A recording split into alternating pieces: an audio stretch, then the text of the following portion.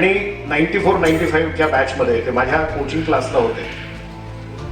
काल जे सुप्रसिद्ध ज्यांचं सगळं आयुष्य लहान मुलांमध्ये गेलं असे राजीव साने सर पुणे यांच्या हस्ते या पुस्तकाचं प्रकाशन झालं. खूप सुंदर अशा प्रकारचा तो कार्यक्रम झाला आणि त्या कार्यक्रमामध्ये मी 25 मिनिटं या पुस्तकावरती परीक्षण केलं. त्यावेळेला रेसल्स इंग्लिश स्कूलच्या मध्ये पालकांसोबत बोलतानाचे अनुभव, विद्यार्थ्यांच्या सोबत बोलतानाचे अनुभव खूप कमी आहेत. बरोबर आहे. हे पुस्तक मी सगळ्या पालकांना विनंती करणार आहे की विकत घ्या. एक एक पुस्तक, एक एक प्रकरण याच्यामधलं खूप सुंदर आहे. मुलांसोबत कसं वागायचं, काय वागायचं. आता ज्याचे पालक विकत घेणार नाहीत तो पाल्य अनलकी समजायचा विषय. ते तुमच्याबद्दल अलग लक्ष. म्हणजे हे पुस्तक प्रत्येक शिक्षकांना मी सप्रेम भेट देणार आहे. म्हणजे त्यांच्या पाल्यांसोबत त्यांना कसं वागायचं हे त्यांना कळेल. काल फार सुंदर अशा प्रकारे एक 25 मिनिटाचं राजीव तांबे सरांचं व्याख्यान झालं. त्याच्यामध्ये त्यांनी एकच सांगितलं की एखाद्या लहान मुलाचा हस्ताक्षर आपण बघतो आणि आपण त्याला म्हणतो हे काय काढलं, काय खराब हस्ताक्षर आहे. तेव्हा पालकांनी विचार करायला पाहिजे, शिक्षकांनी विचार करायला पाहिजे, तुमचं तोंड खराब दिसतंय का ते हस्ताक्षर खराब दिसतंय. जेव्हा त्याच्या मनामध्ये सहज येते की सर तुम्ही आमच्या वयाचे असताना तुमचं अक्षर इतकं अशा पद्धतीचंच येत होतं का तुमच्या तोंडासारखं, हा प्रश्न त्या विद्यार्थ्याच्या मनामध्ये असतो. म्हणजे शिक्षकांनी देखील विद्यार्थ्यांसोबत कशा पद्धतीने बिहेव करायला पाहिजे याचं नितांत सुंदर मार्गदर्शन सरांनी काल केलं.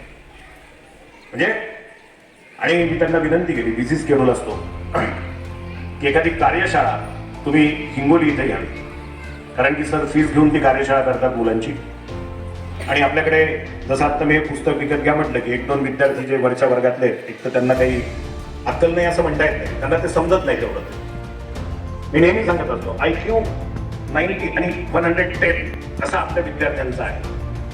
ज्यांचा 90 आहे त्यांना प्रचंड अभ्यास करायचा आहे, ज्यांचा 100 आहे त्यांनाही प्रचंड अभ्यास करायचा आहे, आणि ज्यांचा 105च्या वर आहे त्यांनी जेवढा अभ्यास केला तेवढी त्यांची प्रगती जास्त होत जाईल.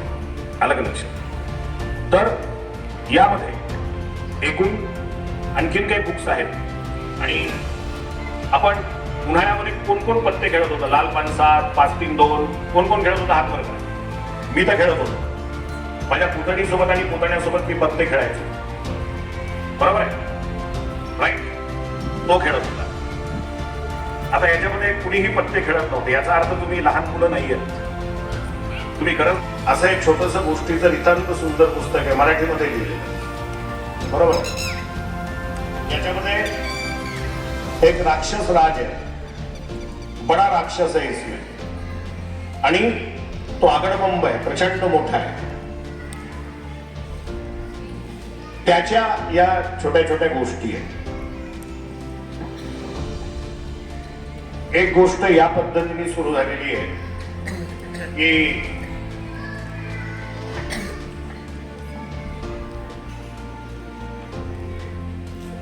राक्षस पुत्र होता, राक्षस पुत्र निमरू त्याचं नाव. निमरू लिंबू पाण्यात बुडते पण खारट पाण्यात तरंगते, हे का आणि कसे ते सायन्समुळे समजते. Stop it, nonsense, stop it.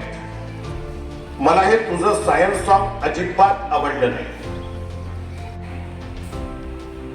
हे सायन्स सॉन्ग मी म्हणणारच नाही. तुम्हाला काय करायचं ते करा. तुम्ही लग्नाला जा, कुठे जा, मला काही घेणं देणं नाही. मी शाळेत येणार म्हणजे येणार. Right. I will come to school. मला शाळा प्रिय आहे, मला शाळेत जायचंय, मला अभ्यास पुरतोय, असं निमरूद पण त्या राक्षसराजला एक दिवस म्हणाला होता. हे ऐकताच राक्षसराज आगडबंब रागाने खवळले, संतापले, चिडले. आपले तांबारलेले डोळे गरगरा फिरवत राक्षसराज जोरात ओरडले, तर मग ऐक माझी खतरनाक शिक्षा, आता तुला चांगलीच अद्दल घडवतो. राक्षसराज आगडबंब यांचा आरडाओरडा ऐकून महाराणी नरोली बाहेर धावतच आल्या. भीत महाराणी नरोलीने विचारलं, कोणती शिक्षा, कुणाला शिक्षा, कुणाला अद्दल. राक्षसराज सगळ्यांकडे दुर्लक्ष करत चिडून गरजले, सगळ्यांनी गप्प बसा. निमऱ्या, तू माझं ऐकत नाहीस म्हणून तुला शिक्षा भोगावीच लागेल.